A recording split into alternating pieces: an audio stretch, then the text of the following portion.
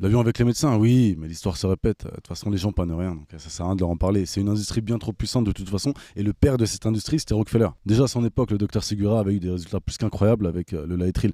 Ils ont faussé les stats, ils ont discrédité les analyses. Même le doc, quand tu vois sa conférence de presse, tu vois qu'il est pas serein, qu'il est sous pression, tu vois. Par contre, il garde quand même sa dignité. Bah là, c'est pareil. Dans cet avion, il y avait le docteur Léo Ferrat qui travaillait sur les cellules Treg, qui aurait obtenu 90% de rémission. Mais bien sûr, c'est fake news et complotiste. Mais je vais juste te poser une question. Imagine que toi et une bande de potes, vous avez un secret. Vous êtes les seuls dans le monde à savoir que pour arrêter un saignement assez conséquent, il suffit de faire des points de suture. Il n'y a que vous qui avez découvert ça. Et tous les gens qui ont une grosse hémorragie, vous leur faites croire que vous avez un moyen hyper complexe, mais par contre hyper cher d'arrêter cette hémorragie, et ça marche 2 fois sur 10. Non seulement vous allez être adulé, mais en plus vous allez devenir extrêmement riche.